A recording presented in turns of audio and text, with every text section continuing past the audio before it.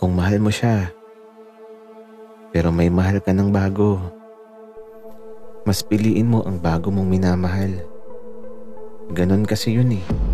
Sabi nga nila, kapag nagmahal ka na ng bago, ibig sabihin lang nun, hindi mo na talaga mahal ang mas nauna. At mas magiging maligaya ka na sa bago mo kasi siya na yung nagpapangiti sa puso mo. At mas nararamdaman mong siya talaga yung para sa'yo. Sobrang hindi patas para sa taong iniwan mo. Pero mas magiging masakit kung mananatili ka sa kanya kung iba naman ang nilalaman ng puso mo. Kaya mas mabuting palayain nyo na lang ang isa't isa. Dahil kung may mahal ka ng iba, mas magiging masaya ka sa bagong pagmamahal na iyong nadarama.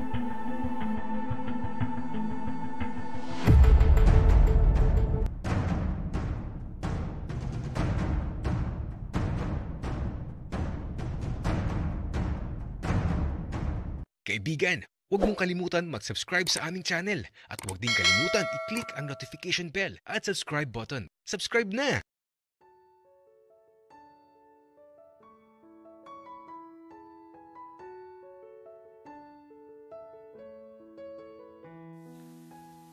Nasaan na kaya sina Kuya William at Maki? Kanina pa ako naghihintay dito sa malaking bahay. Pero hanggang ngayon wala pa din sila. Iho, alam mo, kamukhang kamukha mo ang kuya mo. Medyo maitim ka lang pero kapag pumusyaw ang kulay mo, ay nako, baka mas gwapo ka sa kanya. Manong, grabe naman. Baka lumaki pa ang ulo ko niyan.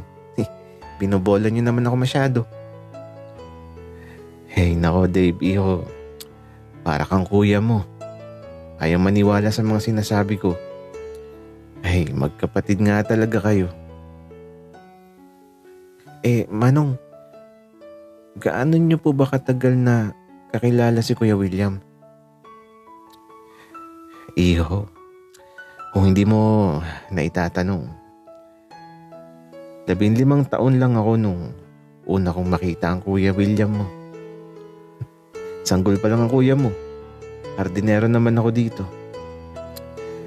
Tapos ayun, nasubaybayan ko ang paglaki niya hanggang sa ako na yung naging driver dito.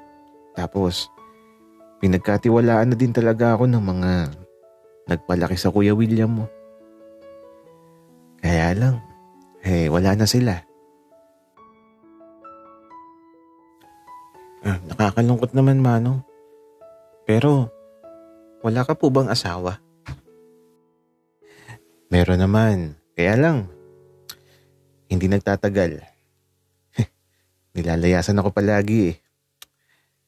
Ewan ko ba?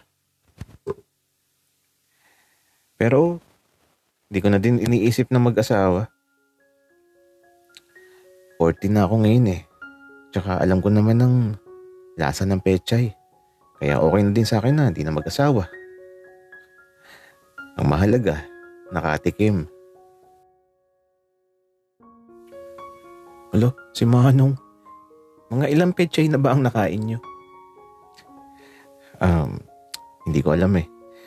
Medyo madami na din. Yung iba nga, nagtatrabaho sa tubuhan. Pero, meron akong hindi makakalimutan. Alo, si Manong. Sino siya at bakit? Dave, iho. Masyado ko ng madaming tanong. Manong, dali na. Magkwento na kayo. At saka kahit 40 na kayo, gwapo pa din kayo. Kaya siguro, madami kayong nakain na pechay. Iho, alam mo. Di naman siya nagyayabang ako. Pero, mas gwapo pa ako sa kuya mo nung kasing edad ko siya.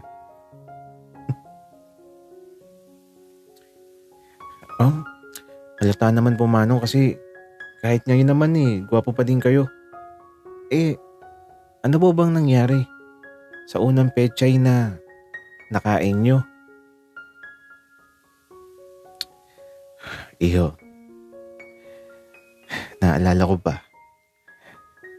Tanghaling tapat ng mga panahon na yun. Nakita ko siyang naglalakad sa tabi ng tubuhan.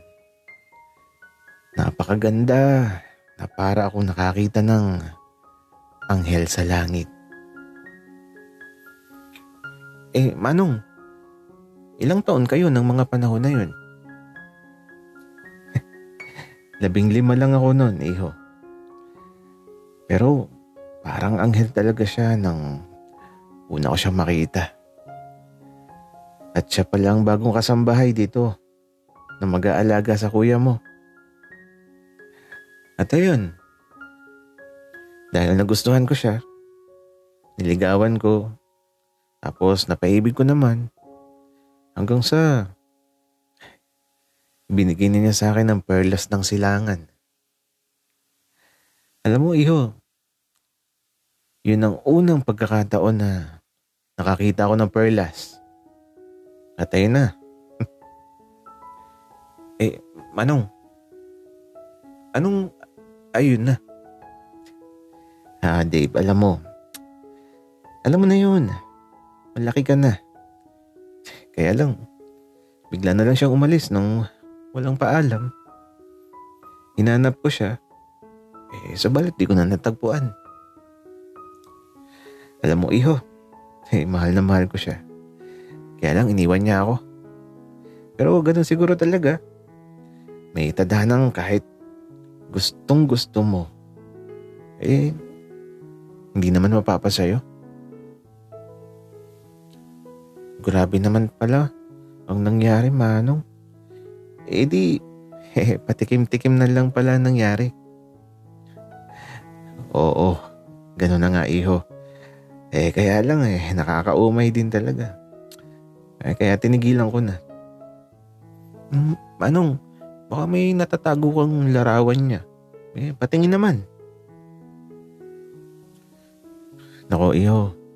Wala Ang meron lang ako mga larawan ko nung kasing edad mo ako.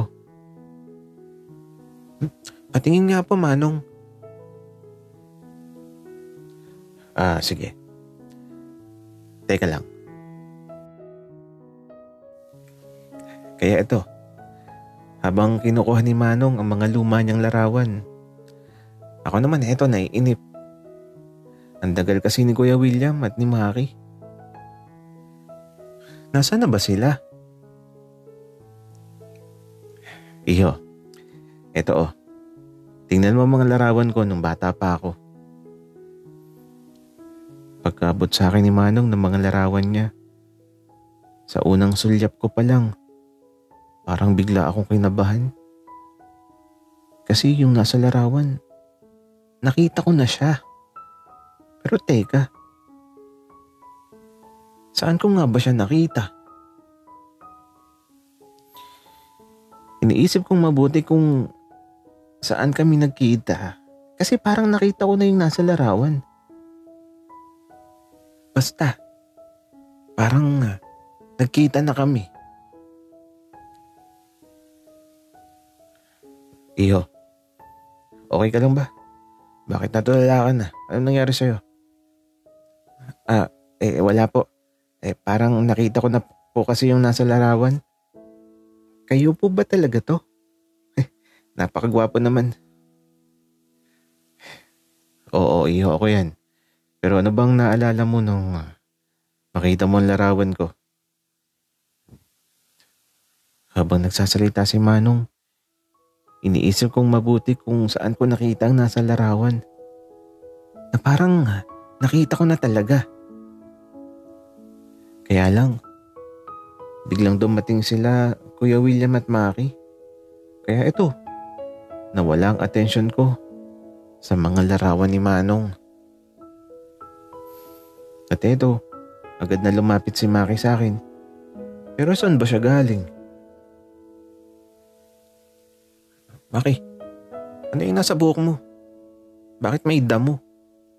At saka bakit parang sinabunutan ka? gulong-gulo ang buhok mo. Baka dahil sa pagsakay ko sa kabayo, Dave. Okay.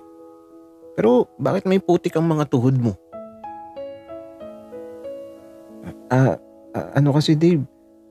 Napaluhod ako kanina sa pagbaba sa kabayo. Okay. Maligo ka na muna, Maki. Ang dugyot mo na eh. Gagi. Bakit ba ganun ang itsura ni Maki? Mukhang nilapastangan eh. Ay, nako.